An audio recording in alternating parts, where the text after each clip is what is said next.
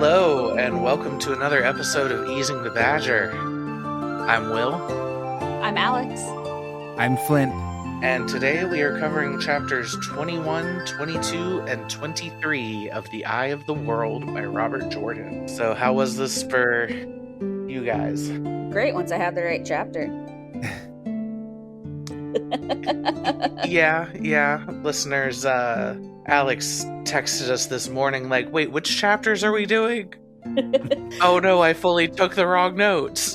I got a little overzealous at the end of our last recording, and I was like, oh, okay. Counting, totally skipped over Flint doing chapter 20 and went 20, 21, 22. So I took notes on 21. I'm so glad I caught it. Well, I'm sure you'll have plenty to share in the discussion after I summarize. Yeah. That's less strenuous than last time, I think. Oh, Yes. for sure. Agreed. So these chapters are still interesting, but a little less intense.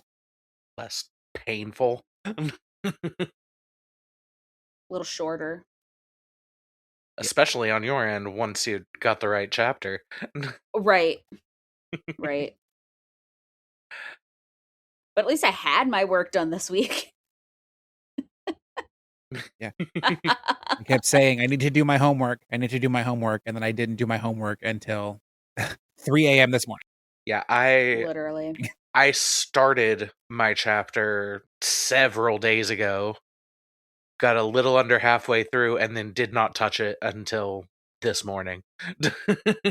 I just think it's so funny that the one time I'm ready in advance and not day of, I still had to be ready day of. All right. Well, do you think we should get started? Let's jump in. Cool. Chapter 21 is called Listen to the Wind. And once again, the icon is Moraine's staff. And a lot of play out of that one. We should be keeping count for that particular one because I swear we've had it every episode. That one in the tree. That's mine this week. Nynaeve awakens in the woods, and it takes her a little while to orient herself. She chides herself for falling asleep at all, for fear she'll wind up in a Trollocs cookpot as she climbs the side of the hollow she's hidden in to peer out. All she can see is a few trees between her and the vast empty river, the Arenelle. She thinks back to the events of the night before, of fleeing from Mashadar, and how she only encountered Trollocs once, and that was well after escaping Shadar Logoth. A band of 30 or so had jumped out into the woods and looked right at her, but then sniffed the air and retreated back into the woods. They know the smell of who they want, she told her horse, standing in the hollow. And it is not me. The Aes Sedai is right, it seems, Shepherd of the Night, swallower up. She made her way downriver, using her tracking skills to look for signs that any of her companions might have passed her in the night. And if they hadn't, then the river should lead her to Whitebridge, and from there she could take the road to Camelin, or even all the way to Tar Valon if she had to. The prospect was daunting. She had no more worldly experience than the boys before this. Terran Ferry had been strange to her, and she would have been dumbstruck by Baerlon had she not been so determined to find Egwene and the others. But she wouldn't let that stop her. One way or another, she would either find her charges, or she would make Moiraine pay for whatever happened to them. Her tracking did not prove fruitful. She saw definite signs of Trollocs, but couldn't tell where they'd gone, and didn't see any definite human footprints. After she'd gone about 4 miles, though, she caught a whiff of wood smoke not too far downriver. She tied up her horse somewhere that was hidden, and began creeping toward it, hoping that what she smelled wasn't Trollocs preparing their lunch. She peered around a tree just when she heard a horse, and there she saw the warder dismounting Mandarb. Moiraine was seated next to a fire while a kettle boiled, Aldeeb grazing behind her. Nynaeve stayed hidden. Lan reports that all the Trollocs have cleared out, even their corpses, which is unusual unless the living Trollocs were particularly starving. Moiraine threw something onto the kettle and removed it from the fire, saying, "One could always hope they went back to Shadar Logoth and it consumed them, but that would be too much to wish for." Nynaeve could smell delicious tea, and she mentally willed her stomach to be quiet. Lan said there was no sign of the boys or anyone else, and this makes Nynaeve feel vindicated that she hadn't been able to spot any tracks herself. He continued to pace, declining an offer of tea, and musing about there being more than 1,000 Trollocs here yesterday. Moraine said they were lucky that not all had gone in after them. Lan says that since there were so many now compared to Winter Night, they must have come down from the Blight afterward. But how could so many Trollocs get past all of the borderland nations unseen? The whole world will be overrun in 5 years if we do not find those boys. Moraine says she understands his concern, but she simply has no answer to it. The ways are closed, no Aes Sedai can capital T travel in this age, and even if all of the Forsaken were loose, she doesn't think they could transport that many Trollocs. She then indicates she has some idea of where the boys might be. One is for sure alive, across the river, but the bond had broken with the others as they traveled southward on the river. Lan wonders if the Fade caught them, but Moiraine refuses to believe they're dead. At the end of this conversation, she looks directly at where Nynaeve is hiding and says, "You can come out now, Mistress Almira." Nynaeve gets up, and Lan is visibly surprised to see her and frustrated that he did not, which of course makes Nynaeve pleased with herself. But that smugness only lasted a moment as she steeled herself to confront Moiraine. "What have you enmeshed Egwene and the boys in? What filthy Aes Sedai plots are you planning to use them in?" She moved toward Moiraine, but Lan blocked her passage. Moiraine, a moisturized and unbothered queen, offers Nynaeve tea, which she refuses by saying, "I would not drink your tea if I was dying of thirst. You will not use any Emmons Fielders in your schemes." "You have little room to talk, Wisdom. You can wield the one power yourself after a fashion." Nynaeve isn't having this. "Why don't you claim I'm a Trolloc?" Moraine's smile was so knowing that Nynaeve wanted to hit her. "Do you think I can stand face to face with a woman who can touch the true source and channel the one power, even if only now and then, without knowing what she is? Just as you sensed the potential in Egwene. How do you think I knew you were behind that tree? If I had not been distracted, I would have known the moment you came close. You certainly are not a Trolloc for me to feel the evil of the Dark One. So what did I sense, Nynaeve Almira, wisdom of Emmons Field, and unknowing wielder of the one power?" "I won't listen to any more of this. You must listen," Moraine said firmly. "I had my suspicions in Emmons Field even before I met you. People told me how upset the wisdom was that she had not predicted the hard winter and the lateness of spring. They told me how good she was at foretelling weather, at telling the crops. They told me how wonderful her cures were, how she sometimes healed injuries that should have been crippling so well they were barely a scar, and not a limp or a twinge. The only ill word I heard about you was from a few who thought you too young for the responsibility, and that only strengthened my suspicions. So much skill, so young. Mistress Perrin taught me well. And who was talking shit?" Nynaeve demanded. Moraine kept smiling as she explained that, unlike most village medicine women, Nynaeve actually can listen to the wind. It was inborn in her, just like Egwene, and has to do with the one power. In fact, she clocked Nynaeve the moment she saw her and immediately asked her if she was the wisdom. "Why do you think that was?" she asked. "There was nothing to distinguish you from any other young woman getting ready for festival.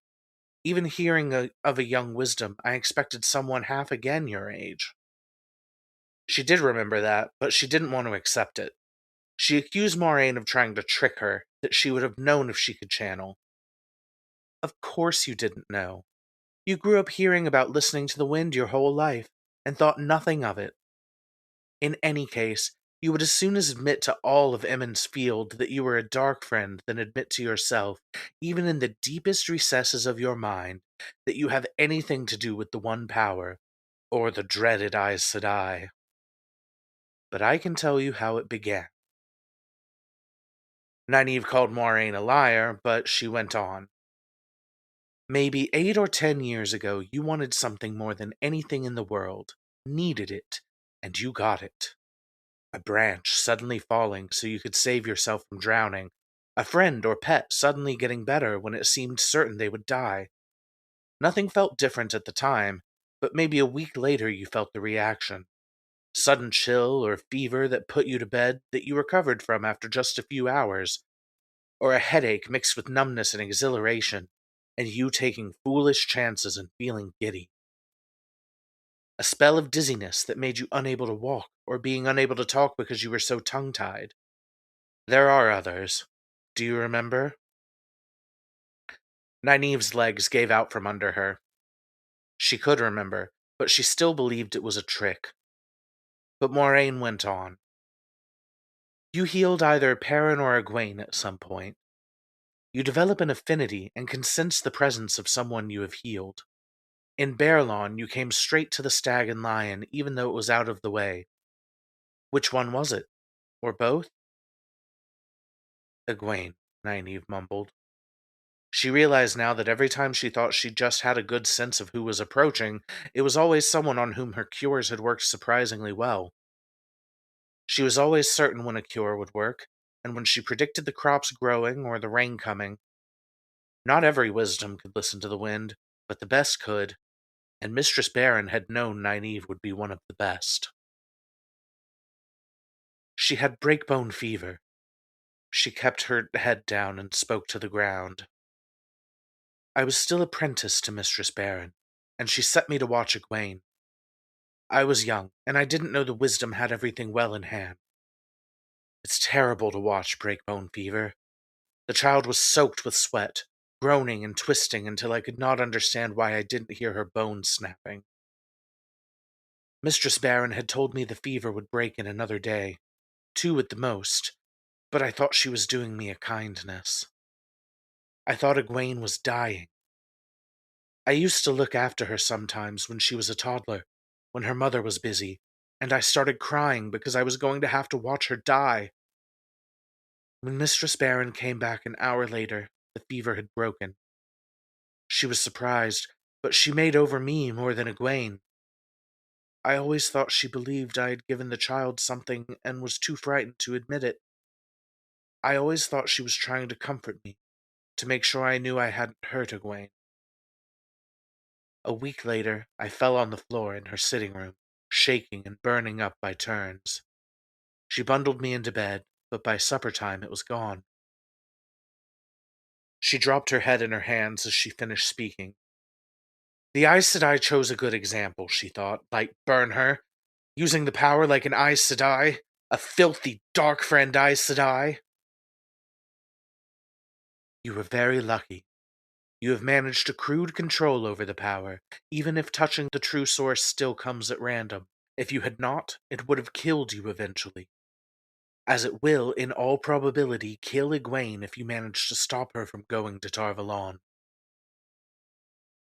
Nynaeve didn't even want to admit she could do it, but she asserted that if she could learn to control it, then so could Egwene, with no need to go to Tar Valon. Moraine explained that the White Tower hunts for young women who can channel unaided, not because they want to increase their ranks or because those women will harm anyone, and of course, they won't go mad like men would, but because for most of them, the power coming on them unguided is deadly. My symptoms weren't deadly, and they stopped after just a few months, Nynaeve protested. Those were only reactions, Moraine said patiently. Each time, the reaction comes closer to the actual touching of the source, until the two happen almost together. After that, there are no more reactions that can be seen, but it is as if a clock has begun ticking. A year, 2 years. I know one woman who lasted 5 years. Of 4 who have the inborn ability that you and Egwene have, 3 die if we do not find them and train them. It is not as horrible a death as the men die, but neither is it pretty, if any deaths can be called so. Convulsions, screaming. It takes days, and once it begins, there is nothing that can be done to stop it, not by all the Aes Sedai and Tar Valon together. You're lying. All those questions you asked in Emond's Field, you found out about Egwene's fever breaking, about my fever and chills, all of it. You made all of this up. You know I did not, Moraine said gently. Reluctantly, more reluctantly than she had ever done anything in her life, Nynaeve nodded. She remembered the old Wisdom's first apprentice, who died the way Moraine described when Nynaeve was little. And just a couple of years ago, another Wisdom's apprentice in Devon Ride met the same fate. Moraine told her she had great potential, possibly even more than Egwene, and she was pretty sure Egwene would be the most powerful Aes Sedai alive when she finished training. But Nynaeve would have none of that. She refused. Then she begged Moraine to keep this a secret, despite wanting nothing less than to say please to that woman. When Moraine nodded, she felt a little better, but then said, "This still doesn't explain what you want with the boys." "The Dark One wants them. If the Dark One wants a thing, I oppose it. Is there a better reason than that?" Moraine finished her tea and said, "Lan, let's go. South, I think, and I don't think the Wisdom wants to tag along." Nynaeve didn't like the way she said wisdom, as if she was turning her back on greatness. She thought Moraine was trying to brush her off, so she said, "Oh yes, I will be going, and nothing can stop me." "No one is going to try to stop you," Lan said, beginning to pack up their wares. Once he was done, he told Nynaeve he'd go get her horse, and she let herself feel smug about him not being able to follow her tracks, imagining him coming back empty-handed. "Why south?" she asked Moraine. "I heard you say one of the boys was across the river, and how do you know?" "I gave them each a token, which created a sort of bond. As long as they are alive and have those coins, I will know where they are." Nynaeve looked toward where the warder had gone, but she said, "Not like that. It's basically just an air tag. Prudent, given the circumstances, no? I don't like anything that links you to anyone from Emmons Field, but yeah, I guess it's good to have help finding them. If we had the time, I would gather the one across the river first, but he should be able to make his way to Whitebridge now, and the other two probably need me more. They've lost their coins, and the Murdral is headed that way, either in pursuit or to cut us off at Whitebridge." "What if it killed them already?" Nynaeve asked, but Moraine just shook her head at that. "And what about Egwene?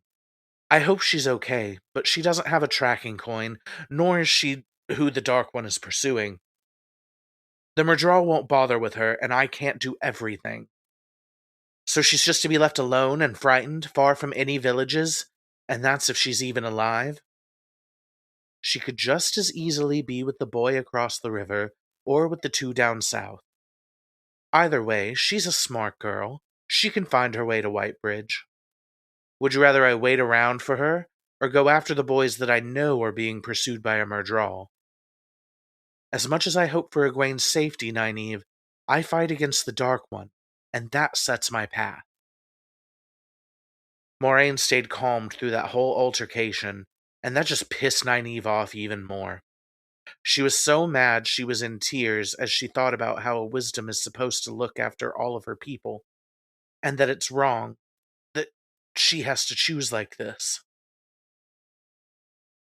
When Lan came back with her horse, Nynaeve was not only upset that she hadn't gotten one over on him with her ability to hide it, but also that he's seeing her cry. She snatched the reins, gave one last look to the forest, wondering if Egwene was out there somewhere, then mounted her horse and followed Lan and Moiraine. She vowed in that moment that if any of them, the boys or Egwene, had not survived this, then she would turn the one power against the Aes Sedai. "You told me I can use it, woman, and I can use it against you." And that is the end of chapter 21. Girl fight. Girl fight. Cat fight.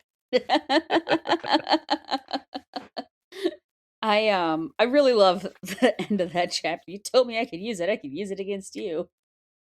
Yep. That chapter is a bit of a lore dump as far as like, Big one. especially for Nynaeve's backstory and what she's gone through in her youth and stuff.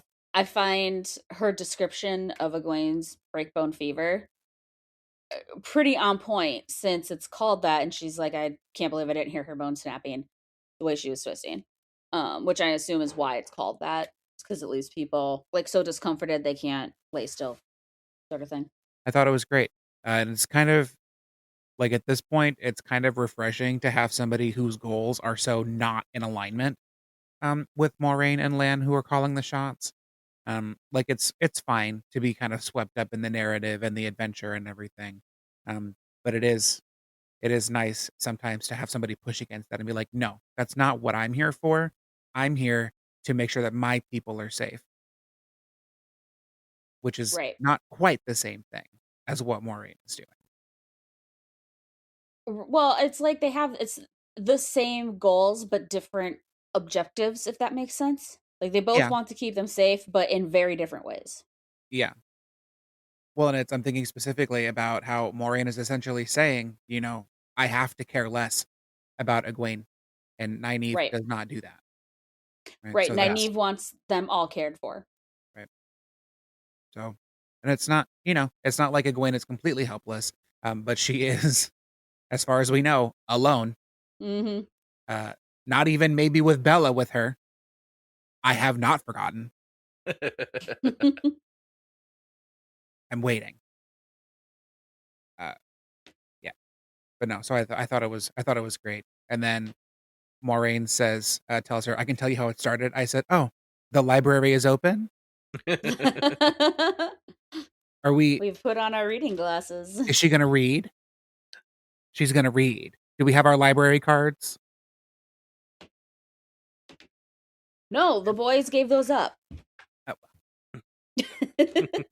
I think honestly, it would be so cool if libraries gave out like coins that worked like library cards. That would be sick. That would be cool. That would be really cool, actually. Yeah. And yeah, on that point, we finally found out what those coins were all about. Right. Yeah, yeah. Oh, When she well, was magical air eavesdropping on tags. them. Yeah, right. Magical air tags. Magical air tags. When she was eavesdropping on them and Moraine first said that the bond had been broken, that's immediately what I thought of. I was like, was it the coins? And then to have that confirmed, I was like, it was the coins. Right. She's always she's always plotting. She's always doing something. And she like that she didn't say anything about herself other than like the most surface level details. But she Yep. was already plotting even before they knew anything about her, before they even like they had just learned her name. And she was already, you know, able to track them. Yep. That's why she gave that other boy a different coin. He didn't Mhm. mean anything Right. to her. He wasn't who she was looking for. Right. Yeah. She could sense roughly who she needed. Well, she very specifically already said she knew the ages I of was who to she say, was looking for. I was just about to follow that up with also she knew their ages and whatnot. So, I mean, yeah.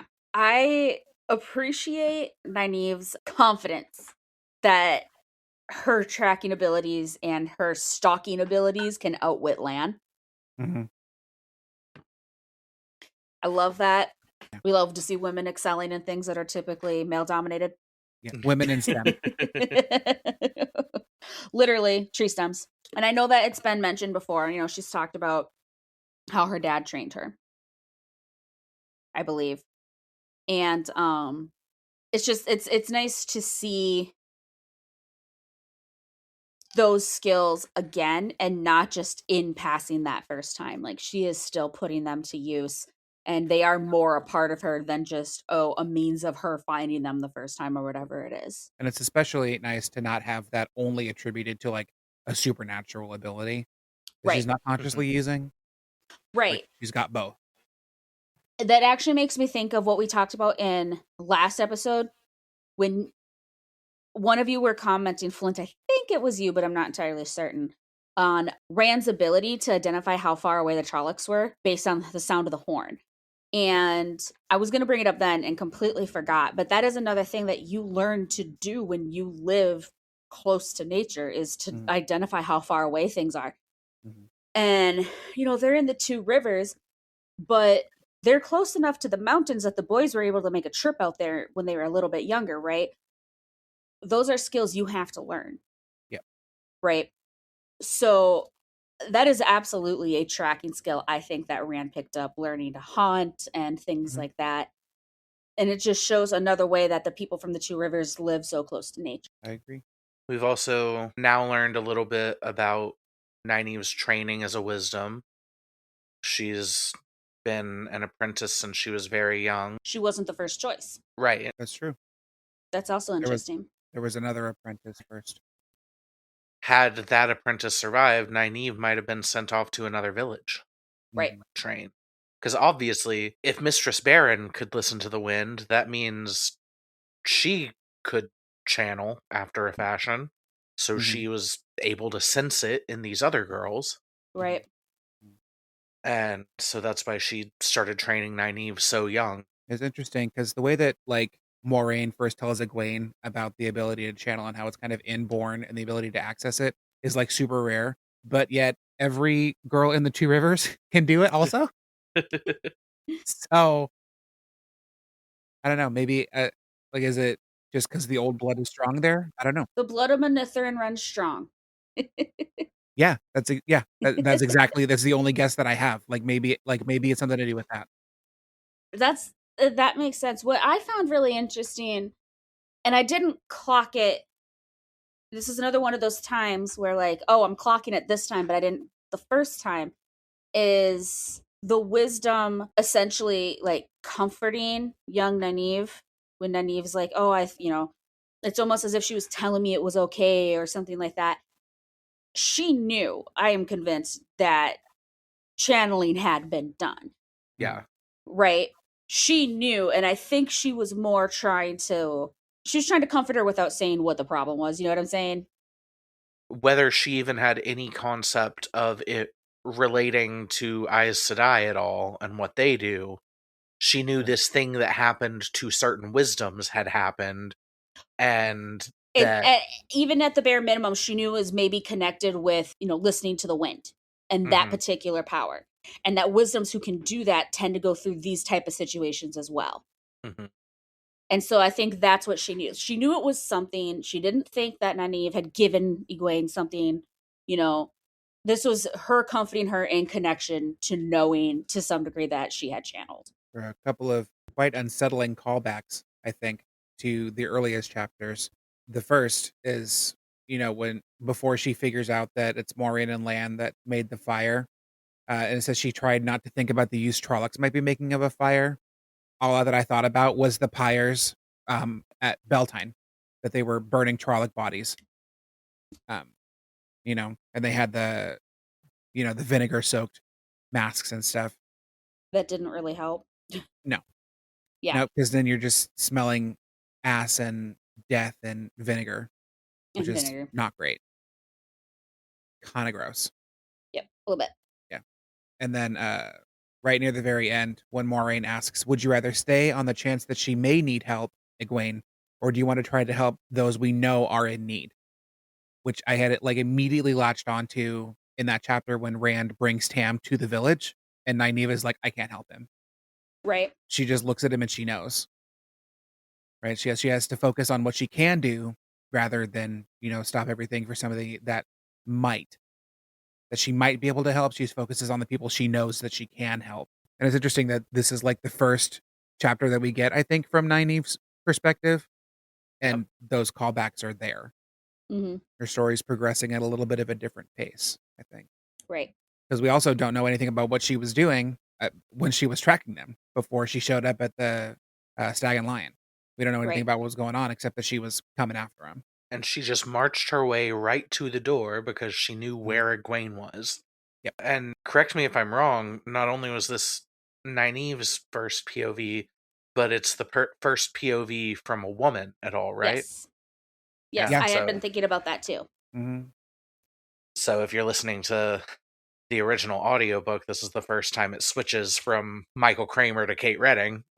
Yep. Yeah. Only 21 chapters out of 53. So good enough, I guess. They definitely get a lot more evenly distributed in later books. This one is very Rand-centric. Yeah. It is. Especially in the beginning. Also, I appreciate so much how Nynaeve is so dedicated to hating. Like to being a hater. She is a professional hater. Love that. Love that. She She said they know the smell of who they want, the Trollocs, and that's why they didn't come after her. The Aes Sedai is right. The Shepherd of the Night swallow her up. I was like, girl, you know what? Sure. I respect it. The dedication to hateration? Absolutely. Nynaeve's been drinking her haterade. Yeah, absolutely. She You know don't what? miss a day. Hell yeah. At least, like, it's really funny because she's willing to admit when she's right, but she's still so salty about it. Yeah. It's always backhanded. Right. Like, God damn it. I guess. I guess she knows what she's talking about sometimes. Maybe. Yeah, I don't have a whole lot more to say on this chapter. Let's see. There were a couple of tiny little sprinkles of things that Moiraine mentioned when Nynaeve was eavesdropping, talking about traveling with a capital T and how no Aes Sedai has been able to do that since the breaking of the world. Yep. So the Uh, time of madness is like a synonym, another name for the breaking? Is what that yeah, is? it's, Okay. when all the men were going crazy. Sure. Okay. She mentioned the ways being closed, Yeah, don't know what those are. which I think that might be the first reference to that as well. Mhm. Yep. Yeah, I have not seen anything, I don't think. And have the Forsaken really been mentioned at all yet until now? Maybe once. Maybe. No, maybe in like passing, Yeah, like a throwaway thing. but reference to the Dreadlords has been made more. Yes, yeah. And I'm still not entirely sure if the Dreadlords are the Forsaken or like right under the Forsaken or what that's all about. So I guess we'll find out soon enough. Dreadlords was basically just what any channelers who followed the shadow were called. Mm. So, Gotcha. like, yeah. I got won't ya. go any more into detail about that yet, but yeah, a channeler who is a dark friend back in the Age of Legends, the War of the Power, Mhm. was called a Dreadlord. Okay. And that's genderless. That's male or Right. female. Right. It's equality. Equal opportunity evil. It never specifies dread ladies, even though there are women dreadlords. The term Dreadlord is really fucking cool, though. It's a great term. I kind of want to be a Dreadlord. I'm just saying. Like, it doesn't necessarily tell you what it is, but you know you're supposed to be scared of it. Right. Right. Like it invokes the image of like some 7-foot tall, black armored clad behemoth with a giant claymore marching across a field of battle. You know what I mean? Like that's a Dreadlord. Yeah, Maybe with some very that. horns coming off his helmet. Everyone steers clear of him. He's just marching through. Yeah. Oh, to be a Dreadlord. Career goals. Career goals. We all know I don't take orders from no one. I couldn't possibly. So with the mention of it, Flint, did you catch traveling when you read it, when it was mentioned? I saw, and I see that it's capital T travel, so I assume that it's some kind of power. Right. I don't, kind of intuiting or using what little context is there. I assume it's some kind of transportation ability, some kind of thing that lets you move from one place to another or travel along whatever these ways are. That's my guess right now. Yeah, Do you think it's connected to the ways? I mean, I just want to know what you're if- thinking as you read. If the ways are not the method by which you travel, then I don't know. I don't know what the connection there would be, if there is one. Okay. If they're like separate things. I guess it depends on what it means by way. Like, the way of the Right. samurai or like a pathway. I don't know. Right. It would be fun to see you discover that, Okay. I think. I enjoy discovering it, so that's one thing I am looking forward to you discovering and getting your reactions on. So. Yeah, no, absolutely. Because I remember at about this time getting so many fucking read and find it out from Will that I wanted to reach through the phone and strangle him. Right. Yeah. Which is why I'm not bothering, because I know that's all that I would get. So I'll just have my little ideas, and then we'll just see what happens. But no, I always love a mechanic being Excellent. explained. I love Yeah. a schematic. I love a logistics. Love it. Right. I'll point out another thing. When she mentioned traveling being something I said I used to be able to do and that being capitalized, Yep. later on, she also is talking about when someone does healing, they develop an affinity for them or whatever. The H in healing was capitalized too. So there are certain specific things Mhm. that Aes Sedai can do that get capitalized, and they are very specific terms. So that's something to watch out for in the future as well, is what Mhm. random words get capitalized are those Oh, specific things Which is that absolutely can the be done. benefit of reading versus listening to the audio. Yeah. Speaking of that, I was listening for it and I don't think I caught it in your summary, but when you mentioned that Moraine knew that she had tracked down, Egwene directly to the second line, she had that affinity for her. Did you also mention that she could have tracked Perrin? Because I don't remember you catching that and bringing that up. Well, she asked her if it was Egwene or Perrin because Egwene and Perrin were the only ones at the inn, and then that's Right. when Nynaeve says it was Egwene that I healed. yeah, or both. But yeah, But I thought, and and I thought in the actual chapter, Nynaeve had at some point also acknowledged that she had healed Perrin, but it was N- Nynaeve or Egwene she had, tracked. no, she was. I could have swore. Uh, Okay, Moraine I was must just be saying hallucinating. that. Yeah, Moraine was just saying those were the only two options because they were the only ones in the inn at the time. And Gotcha. then Nynaeve clarified that, yeah, it was Egwene. That's okay. I must have just made the rest of it up then.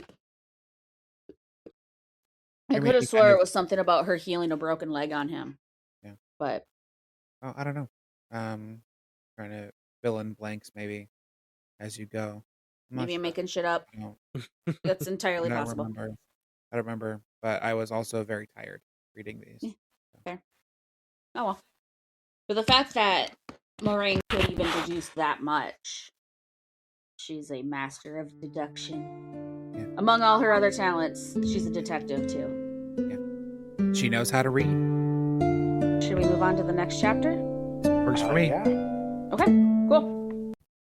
So, chapter 22 is called A Path Chosen. The icon is the dead tree, once again representing a forest at night. So, that next morning, the same morning that Nynaeve had woken up, Perrin wakes up under a pile of cedar branches in a small clump of trees. He's managed to find some meager shelter and cover himself the night before with branches and things just before passing out from exhaustion. And now that he's waking up, he's a little discombobulated. As memories of the previous night come rushing back to him, he kind of scrambles up and grabs his axe, looking around, just like in a slight wake up panic. And then, as he realizes that he's okay for the moment and there's nothing around him, he lowers himself to his hands and knees so he can't be seen because his cover is very, very sparse. And he makes his way to the edge of the cosp that he's in, looking out over the river. And the river is calm, it's wide, and Perrin was sure that it was too wide for a Fade to have crossed. There's a solid mass of trees on the opposite bank, and those appeared to be still and quiet as well. He's got mixed feelings about that stillness because obviously he doesn't want to deal with the Fades and Trollocs. However, he would feel a lot better if he had seen Moraine or Lan or really anyone else from their party. And then he thinks to himself, if wishes were wings, sheep would fly, which is one of the common sayings of Mistress Luhan. And he realizes in this moment that it's a valid saying. Oh, I wish I'd see them. Wishing doesn't help anything. So his horse is gone. He hasn't seen it since the night before, falling into the river. He hopes it made it out to the other side. But with his horse went his saddlebags, and that means his cloak, his food, things for making a fire. But Perrin is resourceful. And he has his sling, and he still has snare lines in his pocket, so he knows that in some degree he is capable of catching food for himself, and he can always start a fire by making a fire bow. His coat, which he was wearing, as well as the rest of his clothing are still very wet and damp and cold. And he knows he needs time to dry off, to make a fire, to catch food. But he decides it's more important to use that time to find the others, especially Egwene. He knows that he is a stronger swimmer than her, so he figures that she has been swept down the river farther before she made it out to the other side, and he tells himself she made it out the other side. He won't let himself believe that she drowned or got caught. So the side of the river that Perrin is on is very, very sparse compared to the thick trees on the other side. So he's darting along from clump to clump. I am assuming with the typical dun, dun, dun, dun, dun, dun, theme song in his head. Mission Impossible. Yes, thank you. Could not think of that stupid word. Because as I read that, that's what plays in my head. But yeah, so he's going along from small clump to small clump, bushes and trees and stuff, trying his best to not be visible from the other side. And he's about to head into a stand of willows when he notices some hoof prints in some trampled grass. They didn't really take the shape well. They're not super clear, but they're clear enough for him to see that these hoof prints have horseshoes that have a crossbar that Master Luhan likes to add for strength. So he is sure now that he has found someone from the Two Rivers. So the trail is a little difficult for him to see, but he follows it and it leads away from the river into a thick stand of trees. And getting very excited that he has found someone, he pushes his way through the foliage and he comes out in a small clearing to find Egwene beside a small fire, holding a branch like a club, ready to swing at his head, with Bella at her back. Bella continues to survive. I guess I should have called out, he says to her. And she throws her arms around him in a hug, expressing how she thought he had drowned, and then noticing that he was still wet and has him sit by the fire. She gives him some food that had been tightly wrapped and oiled in paper, therefore safe from the river in her saddlebags, and told him that it had been Bella who'd gotten them across the river. She headed away from the Trollocs and just towed me along, she said, finishing by saying that she hasn't seen anyone else. Perrin says he hasn't seen anyone but her since last night, but also that he hasn't seen Fades or Trollocs either, which, is a silver lining. As they talk, Perrin expresses how he wishes they could get by without Moiraine, but knows they need her. He's very realistic with Egwene, however, and makes sure that she understands that there's a very good chance the others could be dead. She asks him if he means to go on to Whitebridge then to wait for Moiraine, and he replies that they probably should, but that he also thinks the Fades and Trollocs will go there as well. She makes a biting remark about supposing he wants to run away like Matt wanted to go where they or Moiraine can't find them. He admits that he'd thought about it, but he also knows that every time they think they're free, the Trollocs show up again. So she asks him where they should go. This surprises Perrin because Egwene doesn't normally defer to others, and she is essentially letting him lead in this. And he thinks to himself about how even with Nynaeve, Egwene has been known to balk at orders. But he collects himself and says that he thinks they should go to Caemlyn to wait for Moiraine there. He points out that it is away from the river. The Fades won't expect them to go there. And Egwene then points out that there should also be villages along the way that they can get directions at, essentially agreeing to this idea. Perrin does worry that Moiraine won't find them, or that she might think they're dead. Egwene, however, persists that she said she could find them, so she will. He says he hopes she's right, but if she doesn't show up in Caemlyn in a few days, they need to go to Tar Valon and plead their case to the Amyrlin seat. He asks if he can have a little more food, and she says it might have to last a long time, so no. Perrin takes note to himself that there is apparently a limit to how much leadership she was willing to grant him. He then, basically he thinks to himself that, well, if he's going to be the leader, he is going to lead, and he stands up and says that they should leave now. She points out that he's still wet, and he says he'll walk himself dry and starts kicking dirt over the fire, and that is where the chapter ends. Period. Period. One thing I like about this chapter is we once again see Perrin's ability to sort of dissect a situation. If he had been replaced in this moment with either Matt or Rand, I do not believe either one of them would think, oh, the Fades and Trollocs will think that we're going to go there. Perrin understands that the Fades are, at least the Fades, more so than the Trollocs, are intelligent. And I appreciate that it's clear that Perrin understands that. Mm-hmm. Yep, he's a thinker. I have some things to talk to you about in a full spoiler moment regarding this chapter. Certain attitudes of a certain one of these two characters relating to future events. And we'll just save that for when we do a full spoilers thing. I am trying real hard to think about what you might be talking about, and I'm completely Well, bamboozled. we'll just hold on to that then. That's something that you two get to do for fun. Yep. Because I And get you to can be go back and listen to in like 6 years when we finish this series. As mentioned, Bella is in fact alive and kicking, exactly. saving Egwene's life. Our queen Queen Bella. has returned. Return of the Queen. I have been so stressed for weeks. 4 weeks. Weeks. And here she is, my girl. Exactly. That's right. She falls into a river and Bella just says, okay, let's go. And she goes. Yeah, exactly. And I really love the way Egwene describes it as she just towed me along, because that's exactly how I pictured it. Egwene just hanging onto the saddle, floating along beside Bella as Bella swim. Yep. Yeah, no. Not weighed down by her shaggy hair, not weighed down by Egwene and the saddlebags. Bella is on it. Yep. She's the shaggy brown mare that could. Mm-hmm. Yeah. And did. And will. And will. And will again. It's great. I'm so glad. But like, what happened to Perrin's horse?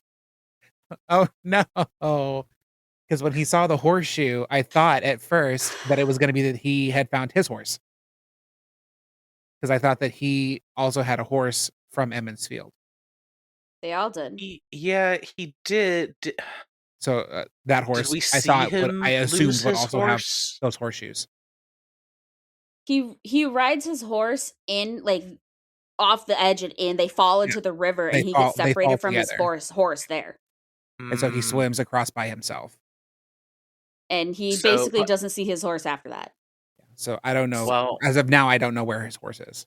Headcanon, his horse made it to the other side of the riverbank from Perrin and is off living his happy wild life. Yeah, young and wild and ever after.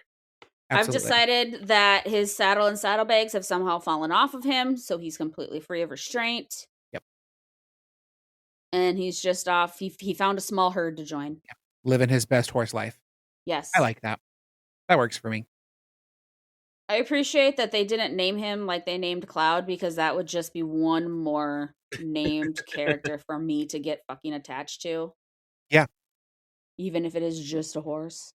Yeah, because where the fuck is Cloud also? God damn it. I think Cloud got left behind on the bank, remember? I know. I think Cloud ended up in a cookpot. No. I don't want to, but I think he did. And because he was such a strong and like agile horse, athletic horse, all I can do is say that I hope the meat was tough and the Trollocs had a hard time eating him. I hate that. I hope they broke teeth on him. Yeah. Because, like, yeah, Perrin's horse I can convince myself survived, but not Cloud, not Matt's, or Tom's for that matter, or Tom's. Yeah, we don't know what happened to Tom's horse. Yep. Who also did not receive a name. Nope. Just the Gleeman's horse. I think it's so funny that he's like trying to snare rabbits and stuff, and here is Egwene with a wrapped package of food. Yeah. Like, Yeah, Perrin does note, I skipped it in my summary, but Perrin does note, is like, here I was worried about her and she's done better than me. yeah, Egwene's got a like it's fire going. yeah, it's one of She's got some food. She right. does admit though, that she had trouble snaring like her own rabbits. Yep. So she's hoping that Perrin has better luck than her. Yep. She's just subsisting on travel rations, which now Yep. need to feed 2. Yes. But I love that it's, it kind of the male characters kind of play into the assumption that women are helpless, and then they find the women, and the women are like, "What? Like it's hard?" Bella is Egwene like, sitting right, there with a roaring fire on a freaking right, comfortable couch with yeah, a chilling, awning over her head, being yeah, like, "Where you been?" just vibing, and Bella is like, "Obviously, I swam across the river, duh." Unlike those dumb boy horses. Right. All they did was just stand there uselessly. Right. Whatever. Girls get shit done. I don't know. Other than that, there's not a whole lot for this chapter. It's really short. It is. Yeah. It's almost like an intermission. Mhm. It also doesn't help that I'm fully blending it in my mind with the next chapter too, because the next chapter really is just a continuation. It really is. It's more I don't really quite understand why they were separated as chapters. They didn't need to be. Considering how long some chapters in this book and in other books are, these did not need to be separated. Yeah. I don't know. Wasn't my decision to make, I guess, Yeah. so. Something that did stick with me is like when they're talking about Moiraine finding them, and he says hope is like a piece of string when you're drowning. It isn't enough to get you out by itself.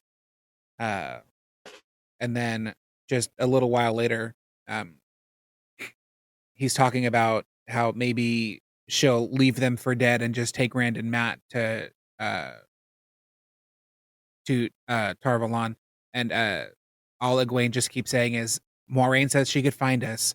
If she can find us here, she can find us in Camelin, and she will. And I was like, well, if if hope is like a string, then to get out of a river, then maybe faith is what pushes you to swim, because it's like it's unshakable. She's got like an unshakable faith in Moraine's abilities. And I don't know. That really stuck with me. That really stuck out to me. I didn't even think about that. It's a really good point.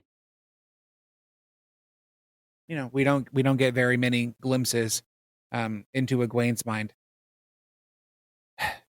So that begs the question, at least for me, of what caused that unshakable faith in the first place. Right. Was it done over time with her Yeah. sort of taking Egwene under her wing? Yeah. Or was it once Egwene realized that she was not a dark friend and, had taken at least a moderate interest in her, she's like, okay, I'm on your side now. You know what I mean? Or if it's something about Moiraine, or if Egwene would be like that with anybody. Right.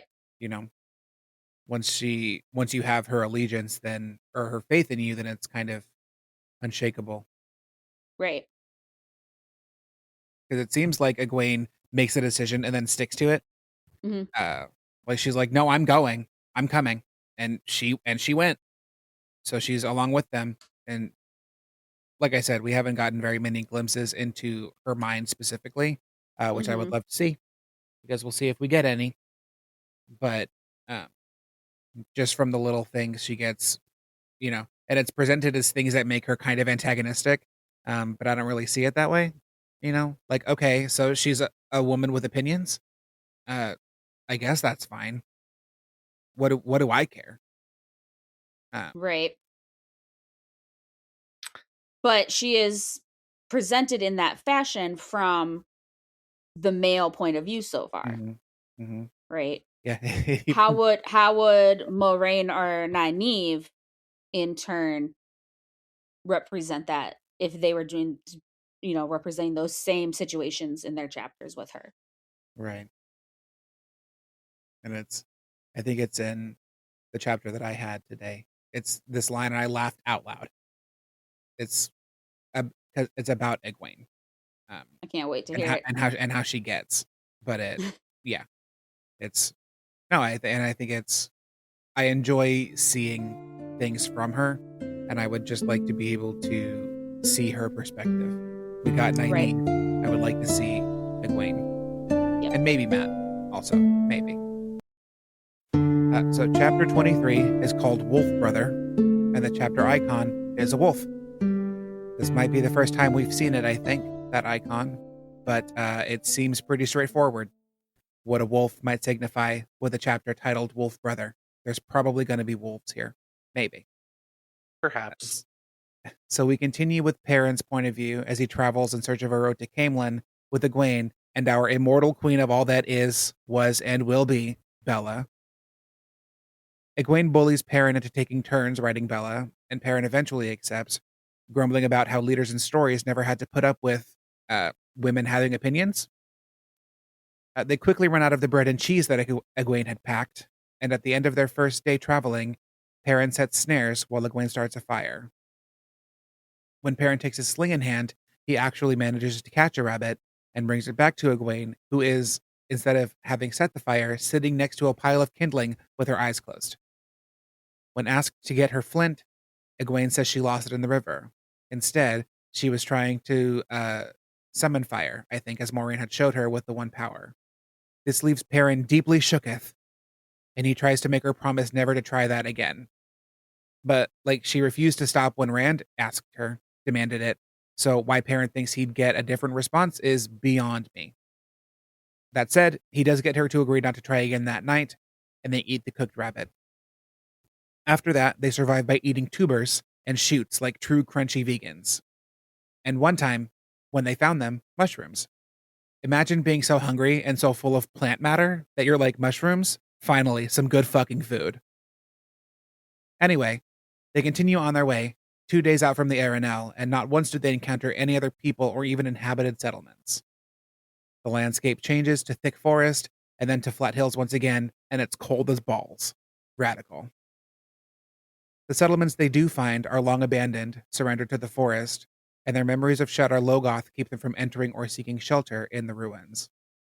As they sleep, both Perrin and Egwene are tormented by their dreams. Perrin dreams of being chased by Baalzamon, and after encountering the ruins, Egwene complains of dreaming about Shadar Logoth. Turns out, being chased by Trollocs and Hungry Fog is hella traumatic. Perrin doesn't talk about his dreams, however. He considers himself the leader of their two-person group, and he feels like Egwene is looking to him to lead them to safety in Camelin, not complain about his own decision-making. Eventually, as they're walking, Perrin notices a smell. Bella notices immediately after, and Egwene points out that it's smoke. Cooking smoke. Cooking rabbit smoke. Perrin is less excited and swaps his sling for his axe, sharply aware of how ill-equipped he still feels to use it as an actual weapon, despite some training and some battle. Urging Egwene to wait with Bella and be quiet, Perrin starts off for the source of the smoke. Coming around a tall oak, he encounters a campfire and a man leaning against a tree limb close by. He's covered in what seems to be animal skins, but not even defurred ones, so I guess like animal pelts. Even the man's shoes and hat are furry. Rabbit, squirrel, and goat make up his amazing Technicolor dream coat. Turns out it's him that's cooking, and it is Rabbit that's for dinner. He seems asleep, though as Perrin watches, drooling, the man clocks him and his rumbly-tumbly, and Egwene and Bella. Not only that, he's been clocking their tea the entire time they left the Arenelle behind. Though he does take the time to point out that Bella is the quietest of them because Bella is a queen who is perfect and good at everything. Perrin does call to Egwene to let her know it's safe before introducing himself to the man who gives his name as Elias Machira. When Paris sees his eyes, yellow like polished gold, he gasps. They remind him of something, but the memory flees with his head full of black-eyed Trollocs. Egwene does come, bringing Bella with her, and once Elias motions for them to eat, goes fucking ham on those bitches. Perrin too. So much for their vegan core realness. Once they're no longer eating like they forgot how, Elias asks them what they're doing there. When Egwene says they're headed for Camelin, Elias hoots and also hollers and also howls, before pointing out that the way they're going would take them over 100 miles north of Camelin. Great fucking idea, Perrin. He says next that the way that they're going, of course they haven't found any villages or farms. This route could take them all the way to the spine of the world without seeing another human, though if they could climb the spine, they'd find people in the Aiel Waste. Though the Aiel men don't like strangers. And then Elias starts laughing again at what was apparently his own joke. I don't know. However, when Egwene asks him to show them the way to Camelin, Elias sobers, and he says that he doesn't like people, and that people in cities, villages, or farms don't like him or his friends. He wouldn't even have helped Perrin and Egwene if they hadn't been so fucking useless and lost. Egwene asks again for directions, but Elias tells him to be still, because his friends are coming.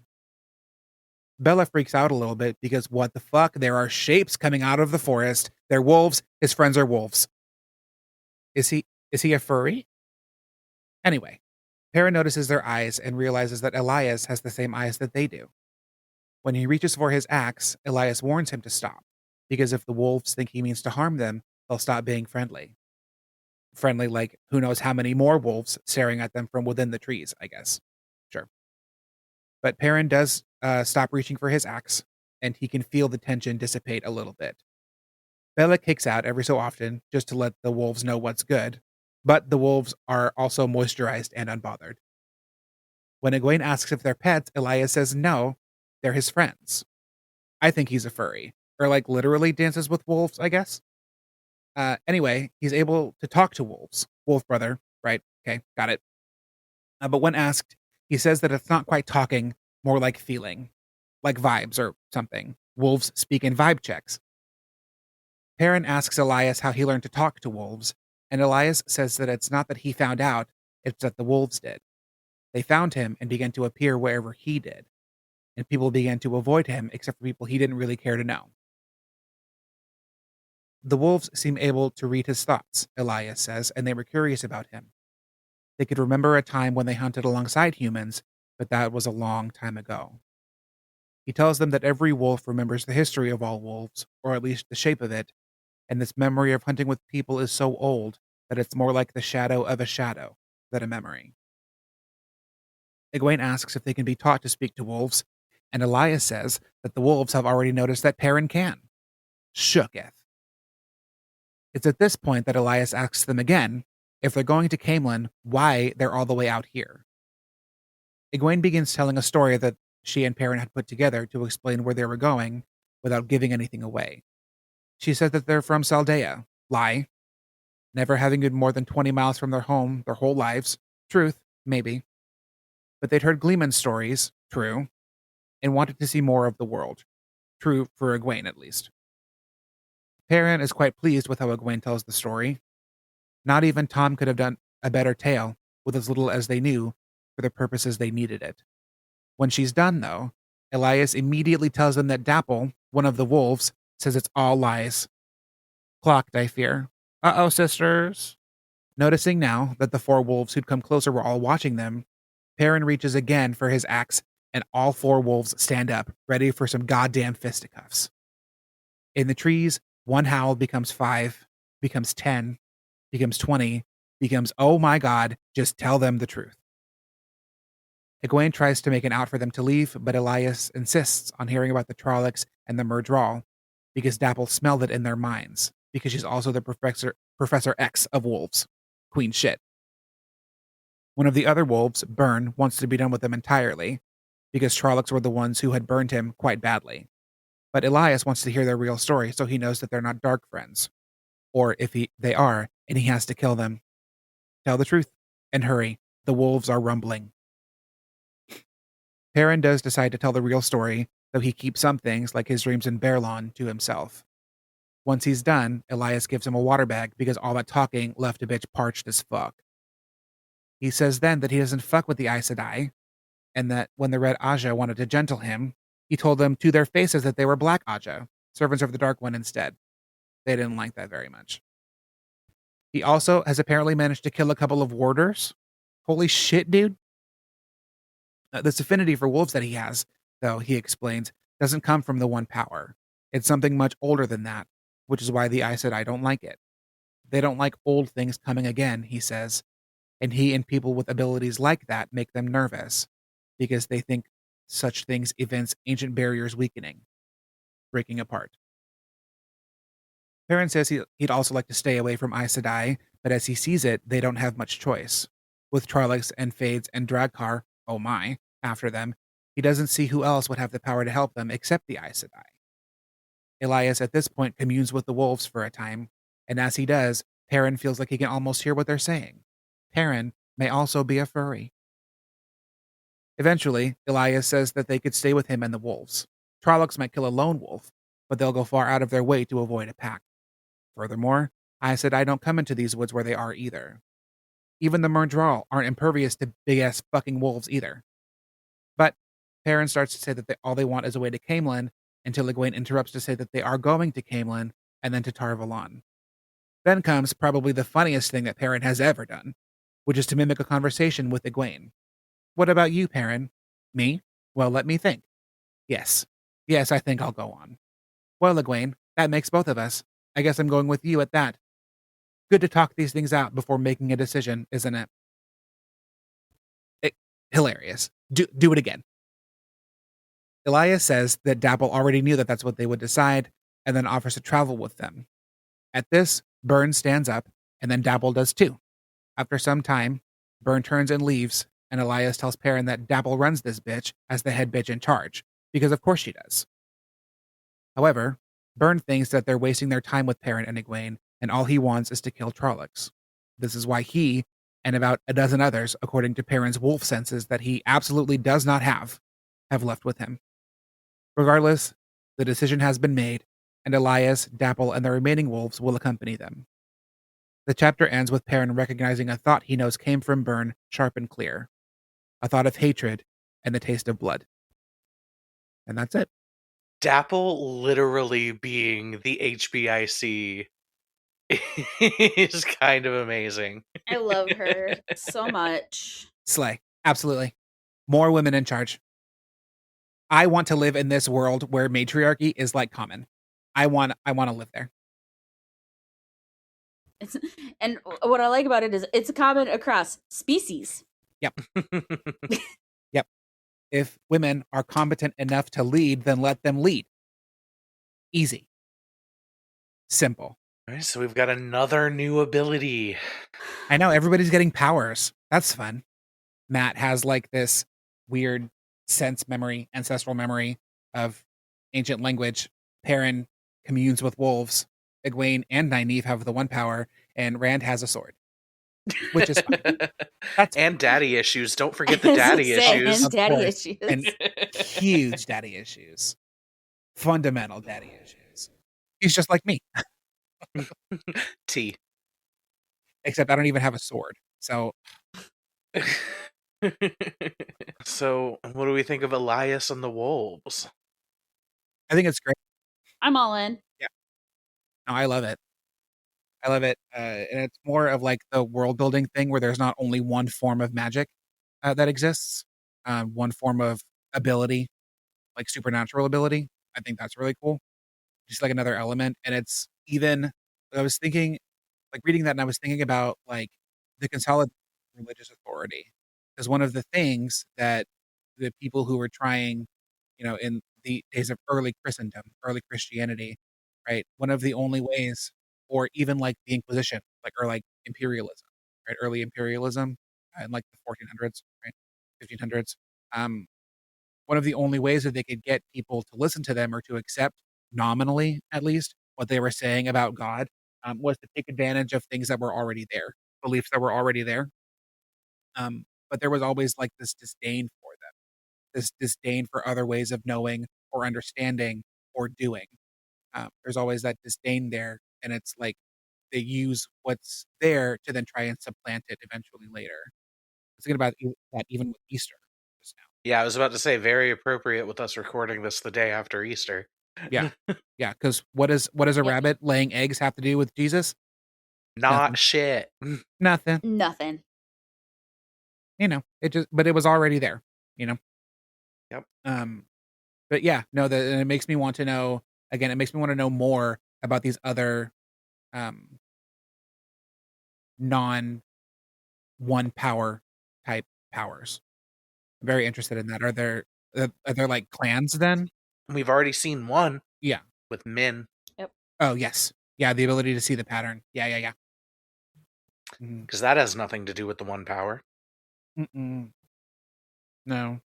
It has to do with the wheel, I guess, which is separate from the power. As far as I understand. If one can have a power related to the wheel without it being related to the one power. I have to assume that the wheel and the power are separate. But yeah, Yeah. no, I want to know more about that. Are there other animals that are like this? I was thinking about berserkers too. Whether it's like this ability or if it's like an animal spirit. Because with berserkers, it was like they would enter a trance like state in battle, and it had to do. There was like an emblematic animal, and one of them was a bear. Another one Yep. was a wolf. Yep. No, I think it's cool. I find the connection to wolves really interesting in that in the beginning of the book, there's, a constant thing about the wolves being more prevalent than normal, the wolves being out and attacking more than normal, fearing the wolves, all this other stuff. And then and we rightfully so, because of everything they know and have seen in their sheep farmers, they see the wolves and everybody like it's a little on edge because all they know is wolves attack. And then to see Perrin, who seems to be very anti-wolf, suddenly sort of kind of being able to commune with them. I think that's he's going to be talking about that one in therapy next week. You know what I mean? Yeah, and he's much less willing to come to terms with it than like Nynaeve was. Once Moraine lays out everything, Nynaeve is like, I mean, I guess you're right. And then she immediately turns to how can I use this, against Right. Moraine. Whereas Right. Perrin is not. He's like it's like dread, and he does not want to accept that he has this ability. Right.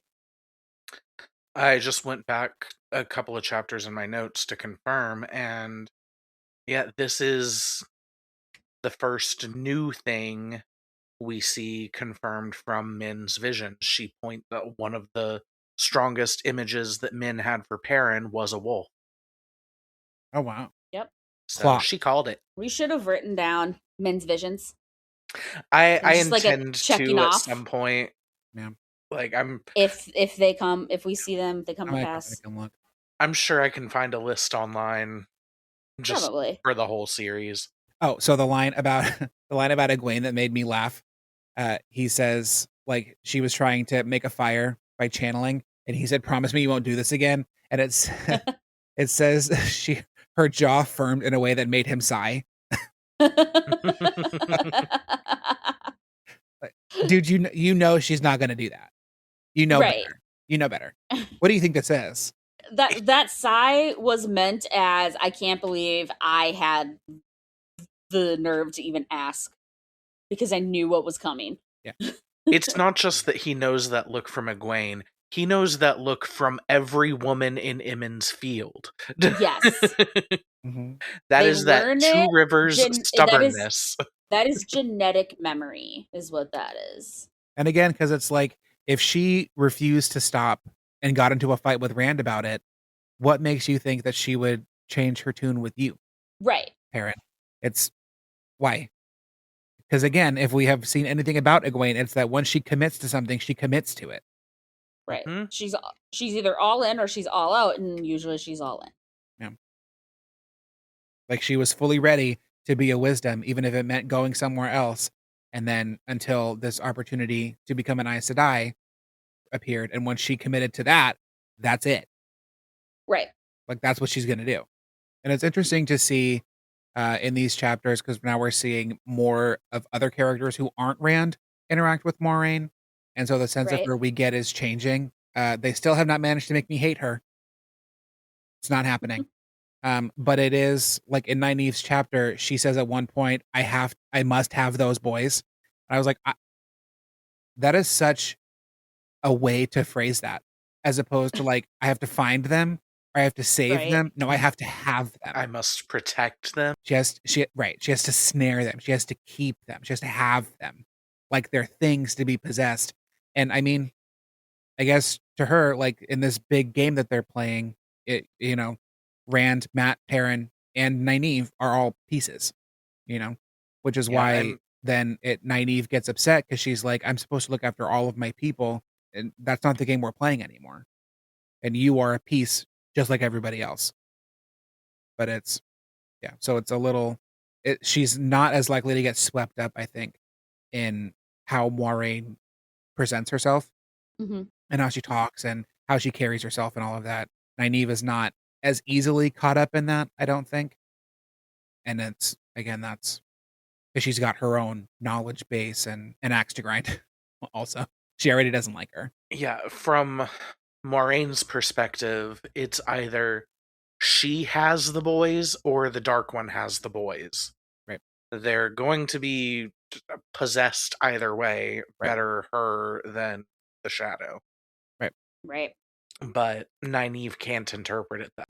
She sees them as her boys. Right.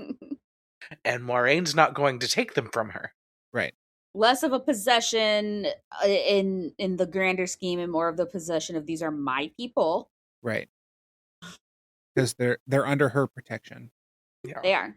She's the wisdom. They are under her protection. Yeah, they're Emmons Field boys, and she's the Emmons Field wisdom.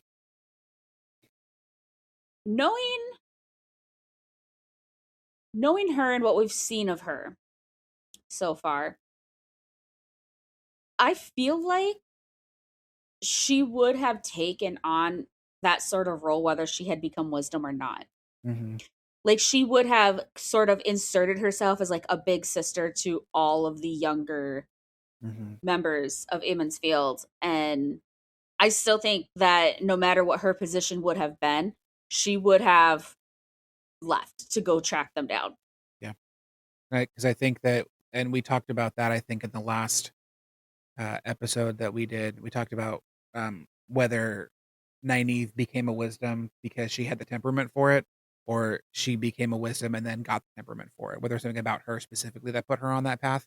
And now we've seen that it is. Whether it's the force of her personality or will or this ability to channel. She was always going to do something with herself. She was never going to be just somebody who stayed put her whole life, it seems. Right.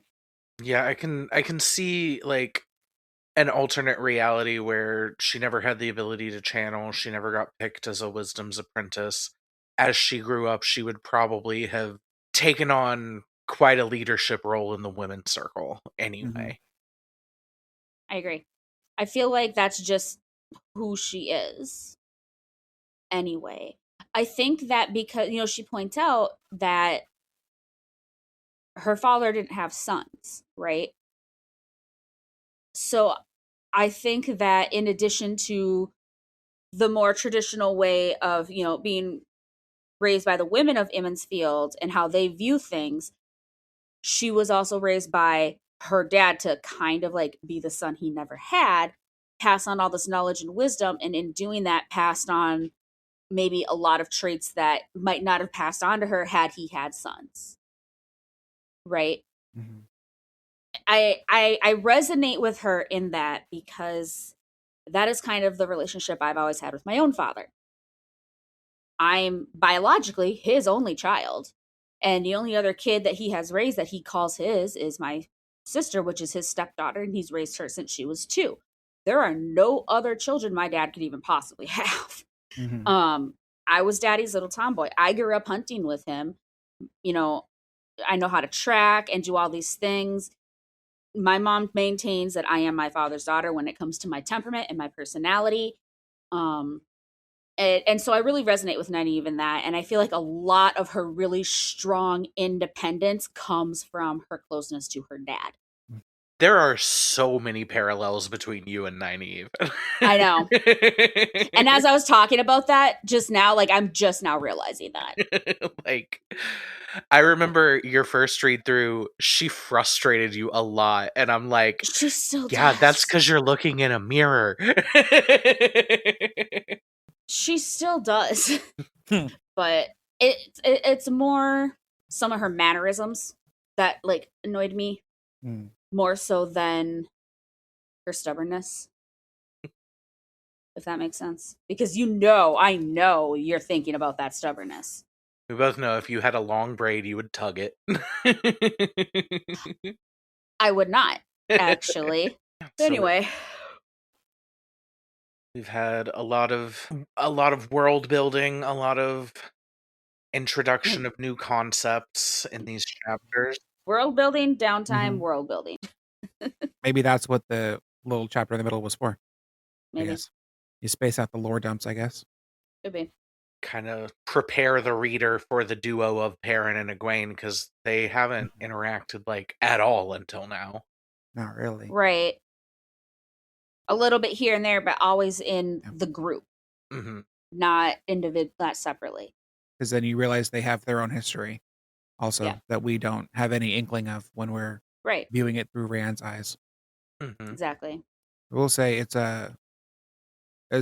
interested in like Elias talking about, the ability to commune with wolves the way that he does isn't something that could be changed by gentling. And he says, "This is an old thing, boy, older than Aes Sedai, older than anybody using the One Power, old as humankind, old as wolves. They don't like that either." And I had a thought that was like, if Aes Sedai are not interested in, or they don't like other ways, other types of power, or other abilities like that because of they're concerned about maybe another breaking. I don't know. But if they don't like that and Moiraine is part of that, then is she interested in learning stories so that she can learn better how to keep things the way that they are? And if that's what she was doing, that would make me hate her. Unfortunately, that categorically, that would be the last line. That would be absolutely not. And that is like a deep philosophical disagreement that I have about the purpose of history and how history works. It lives and breathes and changes and grows just like people do. It is not a tool. It has been used as a tool to try to keep things the way that they are, but that past that they look to is always, always being reconstructed in the context of the present to speak to present day issues. History doesn't work like that. So if that's what she was doing, if that's why she likes stories and history, then I would have to hate her. Like as all of the work that I have done, that fundamentally different outlook on history. But the entire concept of the status quo is kind of a myth, because at no point can anyone ever make anything stay the same. Things are always going to shift. Right. And people are always going to make choices, and you can never predict what's going to happen. Right. You can make reasonable guesses, and you can, track cause and effect over time. But nothing ever stays the same. And history should not be marshaled for the interest of making things stay the same. So that would be the line. That's the line. If she crosses that, then whatever. I'll find somebody else to stand. You'll still have Bella. Yeah, of course. There's always Bella. Right? That nothing. Bella could say that she is the Dark One, and I'd be like, well, I guess that's that. I'm a dark friend now. I guess I'm a dark one. I guess that I'm a supporter of the Dark One. What am I supposed to do? That's Bella, obviously. Whatever she does, I'm with. I'm with her. Yeah, it's fine. I hadn't really thought about it until you just mentioned it a second ago, but Elias saying that communing with the wolves is older than the One Power, all that. That implies that that's an ability that's been around since the first age, since our time. Mm-hmm. Robert Jordan is saying that right now in the real world, people can have psychic links with wolves. Furries. Here we go again. Background to the furries. What do you want from me? It's right there in the text. It's right there in the text, and it's fine. Like I don't care, but it is like, if there are people now Well, first of all, how do I be one of them? I would love to be able to commune with animals. I would love to be able to just like look at my cat and know what he's doing when he screams at 4 a.m. because there's nobody downstairs with him. I would love to know what he's doing. So I could be like, hey, knock it off, dude. But instead, we come upstairs and leave him by himself, and immediately it starts. And he just yowls and hollers. So I would love to be able to find out what that is. Like what the deal with that is without having to talk to like a cat behavioral specialist. You could be the Or cat bears. behavioral specialist yourself. Yeah, I would love to. I would love to be able to commune with bears. I mean, just go down to the leather bar. I was about to make a joke too. I figured I'd leave that one to you. They're out there. The bears. I'm gonna find them. But no, I enjoyed this chapter, and I think Elias is interesting, and so it'll be fun to see how that goes with him accompanying them now. I'm interested in the division of the wolves and them splitting up. Oh yeah. Perrin versus There's like Dapple. that schism that shows up. Right. Because it feels like Perrin will not challenge Dapple outright. I think the chapter, and you may have even said in your summary, like alludes to him, like any of the males being able to challenge her or something. I think Elias says. Elias But says they that. just, I did not. But Dapple is but the they head just, bitch they in don't. charge I see because she's they could. too cunning. Right. They could challenge her, but she's way too smart. Yeah, they could physically overpower her, but she's the best leader. And they all know that. She's probably the oldest. She got the most experience. She's wily and cunning. Yeah. And she's saved the pack multiple times. Right. That's why they continue to follow her. Which means that, yeah, you might challenge and overpower her, but is the rest of the pack going to follow you? Exactly. So I find this pack splitting up is really an interesting dynamic to me. That's schism. Because I don't know what's going to come of that.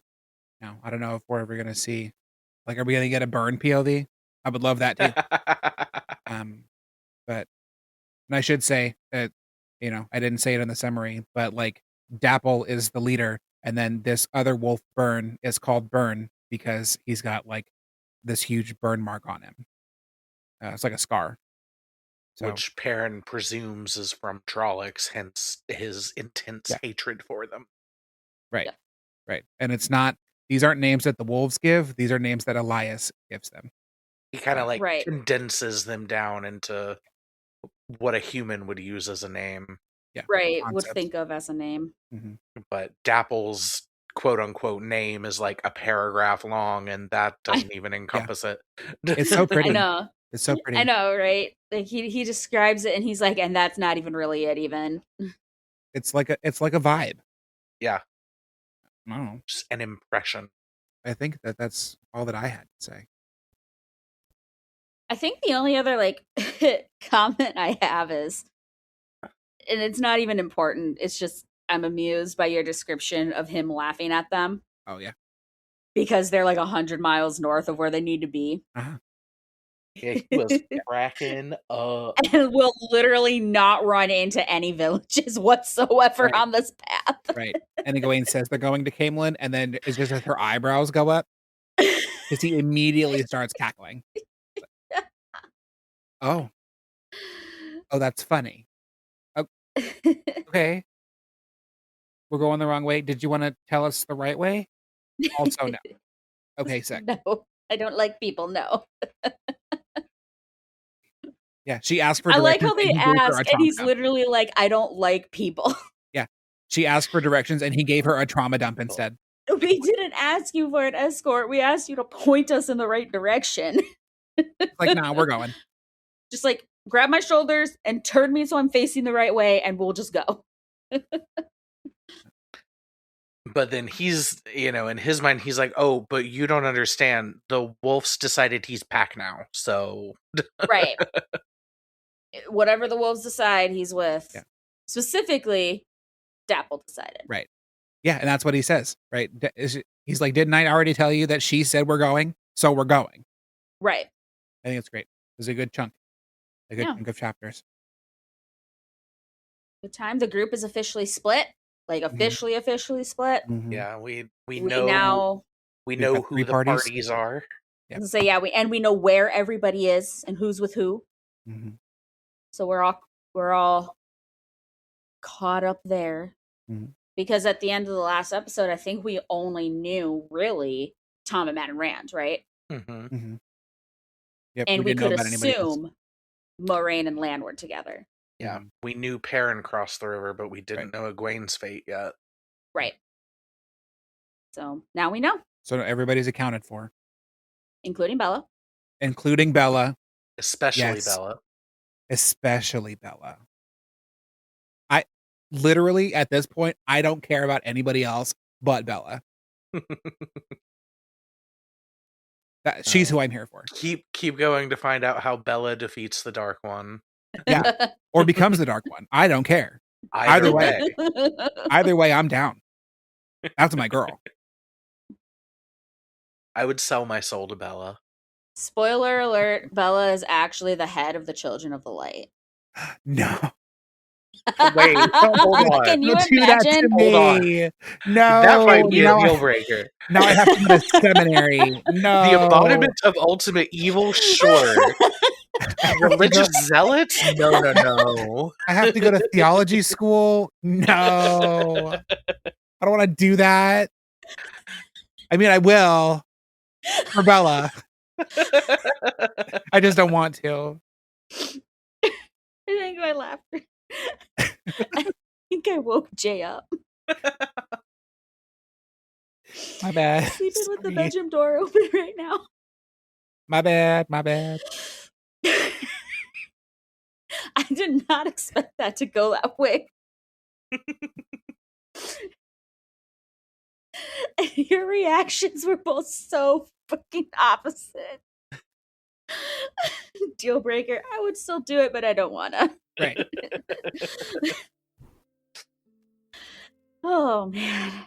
All right, well, I think we have well and truly covered those chapters. I think so. Yeah. So next time we will start with chapters 24, 25, and 26. Yes. And fair warning, they're all big chapters. Yay. And guess what? This time I have the shortest of them. You know what? You deserve it. You deserve it. I think. Yeah, you know. Honestly. Yeah. I think that's fair. 24, 25, and 26. Tune in next time, and you can go through the really long chapters with us then. Hooray. Hooray. Yay. All right, thank you all for listening. Bye. See you later. Bye.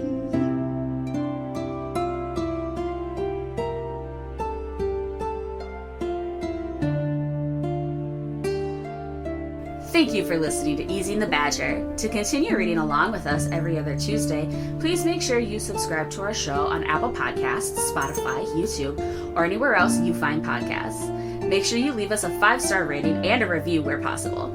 Follow us on Twitter, Instagram, and Blue Sky at EasingBadgerPod, or send us an email at easingthebadgerpod@gmail.com. Our link tree will be in the show notes. Theme music is Magic Tavern by Alexander Nakarada.